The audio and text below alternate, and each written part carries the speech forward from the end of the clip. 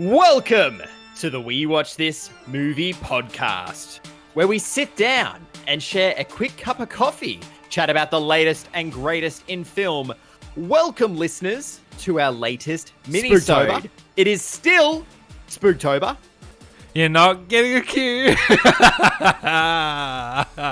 Oh, hold on. Just say that one more time. It is still... What a nightmare. What a nightmare. Look at it.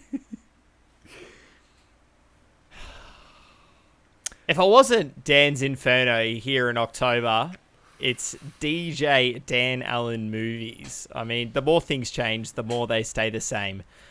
Our latest minisode, as I was saying, Dan Allen Movies. I am Marshall on film. You are the connoisseur of all things Nolan. I am the lover of all things Lynch. And what have we come together today to chat about? We've come here to chat about #Alive, but Jackson, who the hell is that guy that called me out on Instagram last week? And what was his words? He said something along the lines of, this podcast, one of these guys is a joke, the other guy's actually, intellectual, smart. I agree with his opinions. And he was talking about the Lighthouse episode. Well, mate, if you're listening, you are a A24 fanboy. Welcome to the We Watch This podcast. Welcome to your bingo card. No. Look, I can't actually argue with him. So, what have we got? Alive. Alive today. Sorry, he said that one was a lover of film and a true cinephile. He said the other had the taste of a 12-year-old. Oh, geez, that hurt, I think he's talking about me.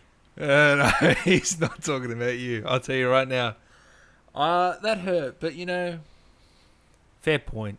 He's an A24 fanboy. He'd probably admit it. Anyway, #Alive. How did we come up with this one? How did we find this one? Where can our viewers watch this one if they haven't seen it already? Should we really tell them, Dan? I mean, this mob aren't paying us money. Yeah, Netflix, if you want to know, but we don't endorse them.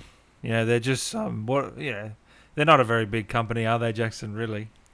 No, they are quite small time, independent, just sticking it to the man. So maybe we really should back this donkey and get it up and going. Have they reached 1 million subscribers on their service?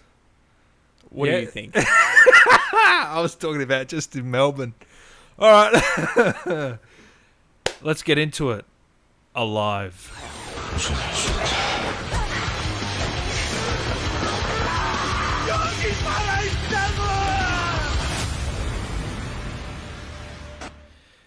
Jackson, if listeners don't know Korean, that small trailer there won't give them an indication on the film. Why don't you give us your classic and inspiring synopsis? No food, no weapons, minimal practical skills. What's a doofus gamer to do when facing a grisly virus and rampaging, murderous opponents he can't kill with a mouse and keyboard? Oh Jun-wo hunkers down in his Seoul apartment and tries to wait things out, desperately seeking help and digitally cut off. This can only work for so long. The single-minded attackers are undead and have all the time in the world. Dan, #Alive. You put this question to me before we played the trailer. Why did we choose this movie? And simply put, South Korea are taking over the world. It's not North Korea we should be concerned about. It's the South. If it's not South Korean cinema with, stop me if you haven't heard of this one before, Bong Joon-ho's Parasite, it's K-dramas. It's the Korean wave. It's the new Hallyu. Dan, I want to take you through some of the South Korean dramas available here in Australia right now for any of our Netflix subscribers. Also available to those in ExpressVPN. You might have heard of this one, expressvpn.com/we watch this, 30% off. It's back. Is that guy still working? Someone will DM find us. out. It's our 8th ever minisode, and I think we're maybe up to 39 full episodes. It's still around, I swear it. Anyway, it gets clicks, I promise. Dan, have you seen the following K-dramas on Netflix? Crash Landing on You? Nope. Love Alarm? Nope. It's Okay to Not Be Okay? Nope. What about Cinderella and the Four Knights? Oh, yeah, nah. She Was Pretty? Nope. Gangnam Style? I know of the song. All right, I did make that last one up. Yeah, you did. Look, I'm looking on screen here and I'm seeing 30 different TV shows available to stream right now on your Netflix. And these are being watched worldwide by millions, not just here in Australia, not just English speaking. Korean dramas are being translated into every which way language you can possibly think of. And the same goes for cinema. It's so popular, so trendy that it's hardly surprising that we get a smash hit from South Korea on Netflix when this was released back in September. We're now recording here in November 2020. Back in September, it was the #1 movie in over 35 countries. That's why we're talking about it today. It has been quite popular. It's a zombie movie. It's a thriller movie. It's also very fitting and very pertinent here in lockdown, as many of the films that we discuss are, with themes of anxiety and isolation and hopelessness, and also connecting with someone and a feeling of belonging. What were your initial thoughts when we first watched #Alive? I thought you were going to make a joke when you said a gamer in quarantine about me, but thankfully you didn't. We don't need to stroke your ego anymore. You know, this is like you might even have your own gaming podcast. Forget about streaming. Go check that out. The pitch for this, I feel like, was let's put a Twitch streamer into a zombie apocalypse and see what happens. And to me, that sounded really appealing. Okay, although movies with hashtag in them usually don't fare well, so I was a little bit skeptical at that. But all the Korean films I've seen lately have been fantastic. So I went in, and I wasn't expecting Train to Busan level of quality. The first one. Have you seen that yet? No. Train to Busan. Yeah. What did you call it? That's exactly what I called it. You know it. So, it started quite well. 30 minutes in, I was enjoying myself. And then, a few pacing issues here and there, and started to dip off probably around 40 minutes in. They tried to introduce this sort of romance.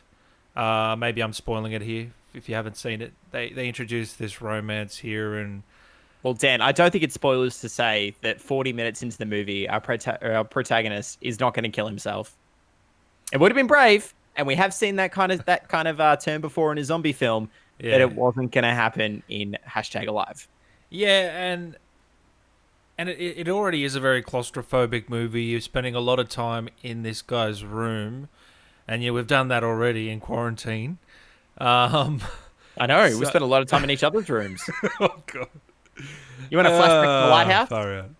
No, I don't. I thought the pacing was off. It came back towards the later half when, I'm just going to say kidnapping. That's that 10, 15 minutes there. Drew me back in, and then it sort of lost me again, and the ending was like, oh, yeah. So, the big issues for me were... Very intellectual breakdown. I know, the right? ending was very, oh, yeah. It really was. It really was, though. It was just meh, don't you think? Yeah, I it's a zombie movie. You can't go. This is why. What do you want me to say? Really, it's a zombie movie. I'm all ears. Forget about the headphones. I'm all ears.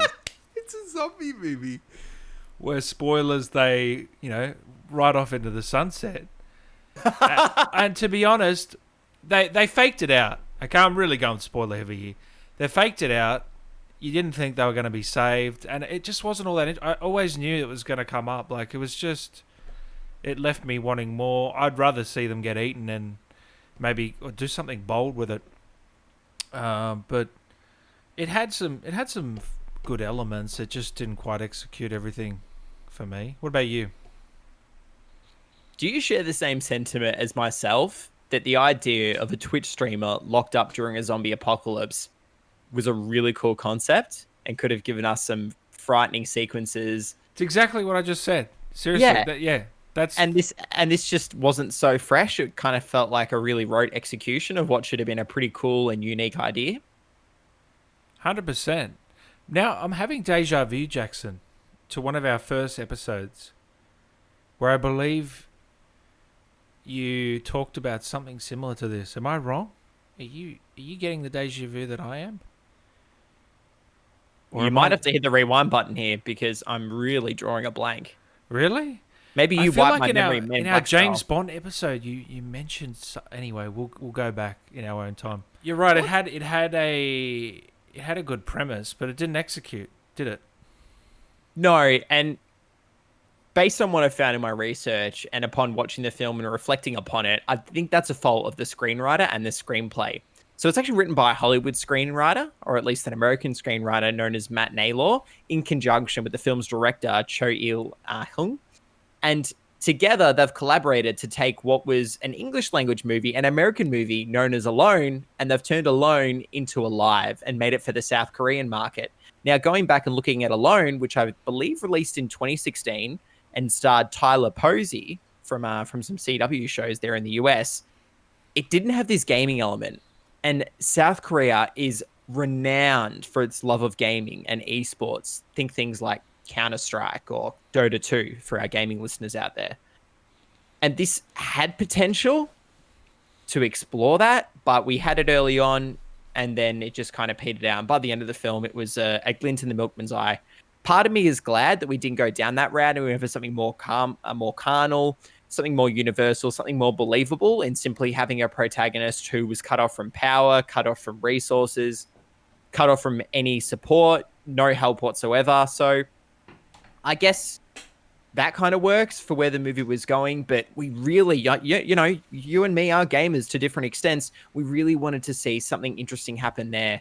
But if you're going to do a zombie movie, you do have to kind of follow these cliches. And while it's a very worn down road and a tired road in need of serious repaving, like we had almost 20 years ago now with Edgar Wright's Shaun of the Dead, there's only so much you can do. Train to Busan brought in nearly 100 million at the box office 4 years ago, and since then we've seen a huge influx of South Korean zombie films.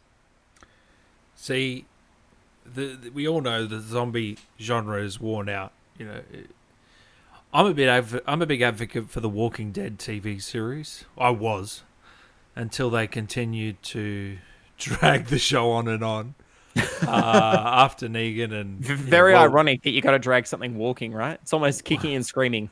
and now they're doing spin-offs and it's too much. But the genre was already had its course in the gaming sphere as well as the movie sphere. So when you're bringing a film like this on, you've got to bring something new.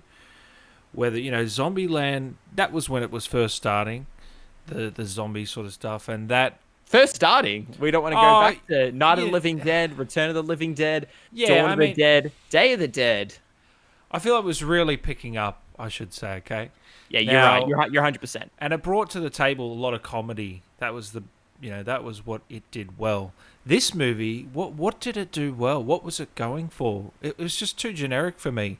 When the zombies were on screen, it became a generic zombie movie where they were chasing up, they got to run away. Nothing interesting. You think of a game like The Last of Us, who handles zombies in a different way. Doesn't call them zombies, calls them infected. There's different types. Different types of zombies we may never seen before. Something like that, just something interesting to get us involved. If it's just a normal zombie, okay, you're not doing anything different here. So that's another gripe. Is the movie really about that? Is it not about seeking some kind of connection and opening yourself up to the world, that even in your most hopeless moment, you can still find someone to connect with?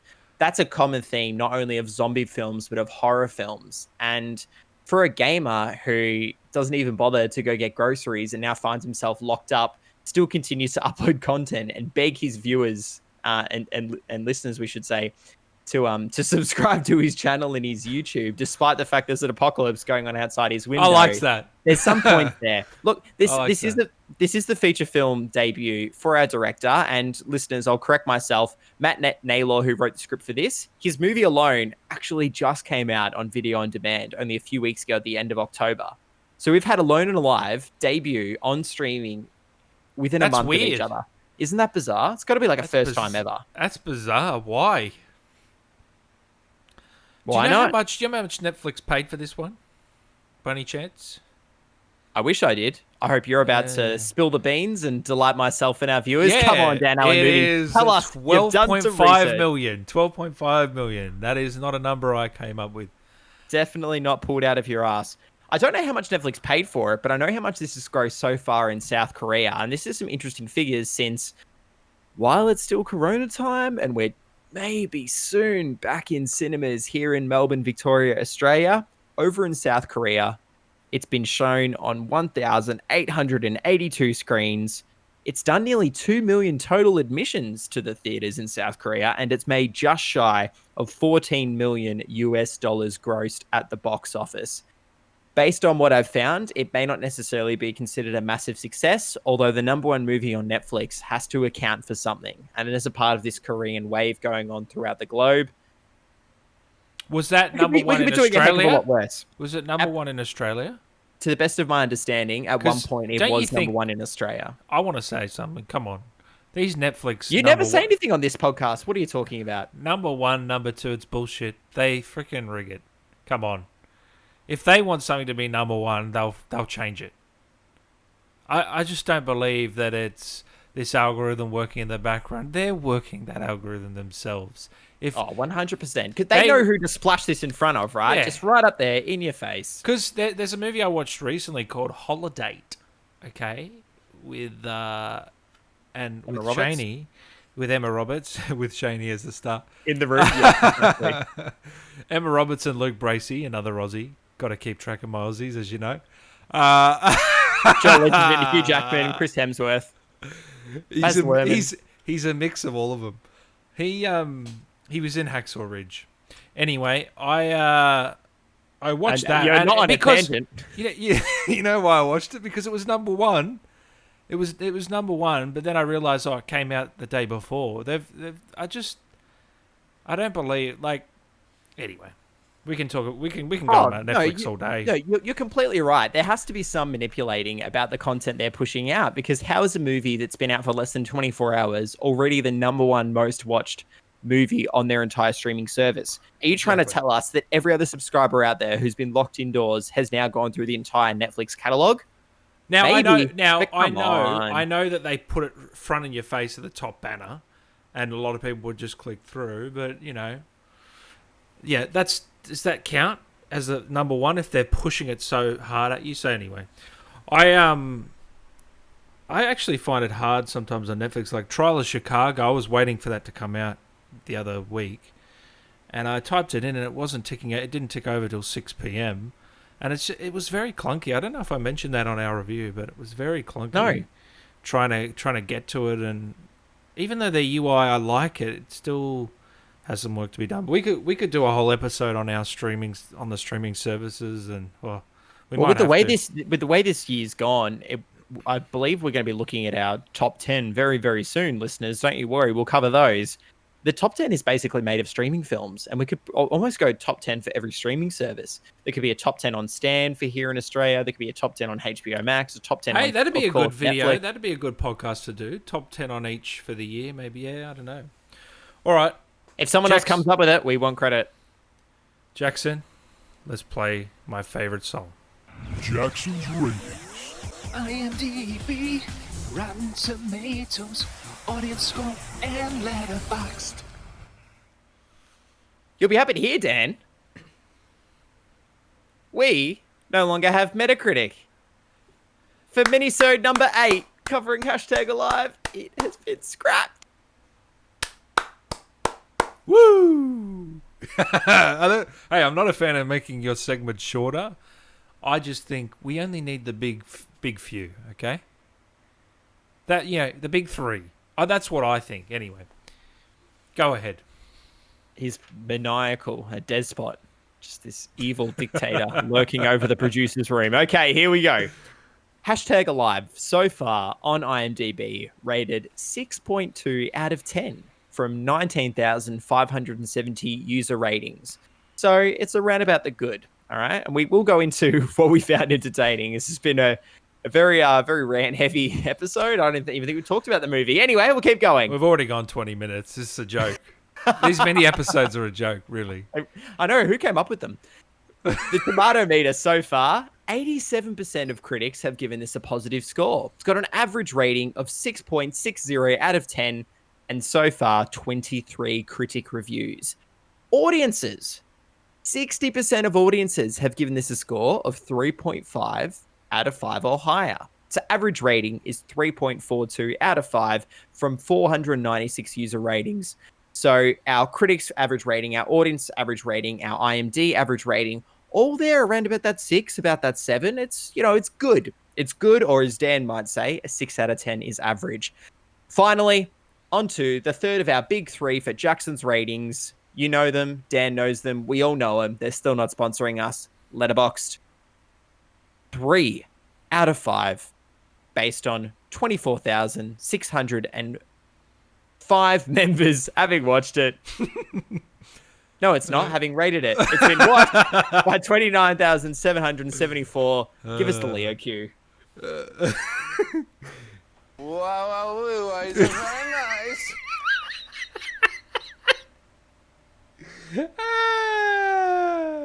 Dude, the Leo cue's not working. We'll have to fix that in post. I'm so sorry.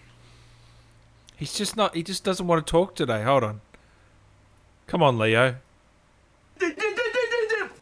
There he is. He's back. One more time, Leo. Beautiful. Jackson, go ahead, mate. And there was a brief interlude that no one will ever hear. You wonder why this podcast goes over, these minis go over 20.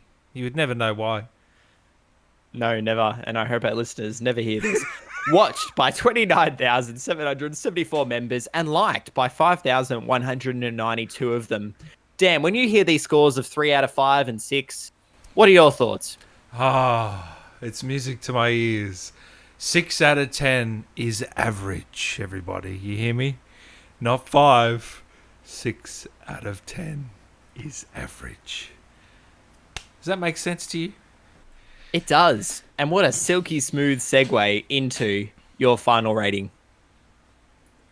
My final rating for hashtag alive, aka alone, from another dimension is a 5 out of 10. Just below average, and on my scale that is disappointing. I was unfortunately disappointed by, once again, the pacing issues, the writing, the script, the deeper meaning to the film. You said, getting connected, the ending, how, these people are being saved by social media. It's like, is the Wi-Fi going to still be up? Is the 4G really going to be up when there's a zombie apocalypse? Come on, guys. All those people are fucked, okay? And, it is a little bit cheesy, the romance and the kidnapping, even though it brought me back, it was just a little bit all a little bit too fake. So 5 out of 10 from me. 6 out of 10, zombie fighting drones. For me, it was creative. It was creative enough. It was certainly entertaining. At 99 minutes, it was just shy of feeling too long. For a first-time director, this certainly felt like a slick and well-produced feature. Our actors, or our three main actors, or at least our 2 leads, and then a supporting character who Dan mentioned shows up there in the third act, which gets a little cliche and a little preposterous. But I like the work from You Are In, who you might recognize from Burning, another great South Korean film from 2018. Go check that out. And Park Shin-hye. I like them. I believe they were charming enough. And the good elements here in hashtag alive certainly outweighed the bad. So collectively, that's going to come in at 11 out of 20. Round that one down, we get a 2.5 out of 5. So it's smack bang average. What are your thoughts? Sounds good to me. When we go over our best and worst, I think this won't come up on either. I just think it's unfortunately one I can't really recommend to people. If it had a little more pizzazz, a little bit more unique flavor to it, I may be able to, but I don't think many people want to watch someone in quarantine in a zombie apocalypse, with a very basic sort of story that doesn't really go to many levels. it doesn't really give us much, so I just can't recommend it. You can slightly recommend it. I'm going to recommend it for thriller fans. If you're a gore whore, which we'll go into on our episode covering the cleansing hour, which is coming out very soon, listeners, don't you worry. The next main episode and the final for Spooktober. If you're a gore whore, maybe not so much. If you're a big fan of zombie movies, I guess, but it's more so for, like a less thoughtful moviegoer, the more casual moviegoer. If someone's on Netflix, they happen to pop across it, they're going to enjoy it. Yeah. And I'd give it a slight recommendation. I've watched far worse movies this year. Yeah. Cool. All right, Jackson, as always, it's been a pleasure. Where can our extremely good-looking listeners find us? Dan, the pleasure is all mine. Listeners, if you like what you're hearing and love what you're seeing, we know you do. Please head on over to our social media at We Watched This Podcast. Give us a follow on Instagram. Give us a subscribe on YouTube.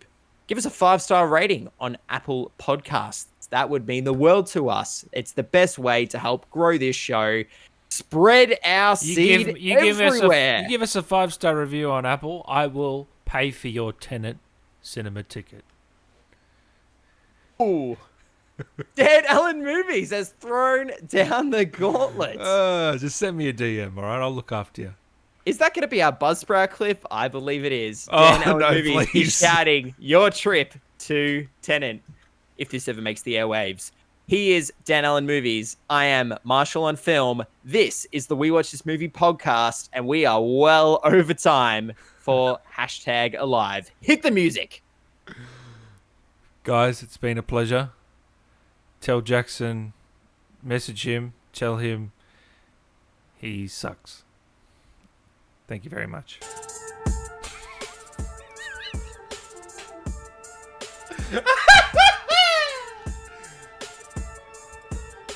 The producer is a bit of an idiot.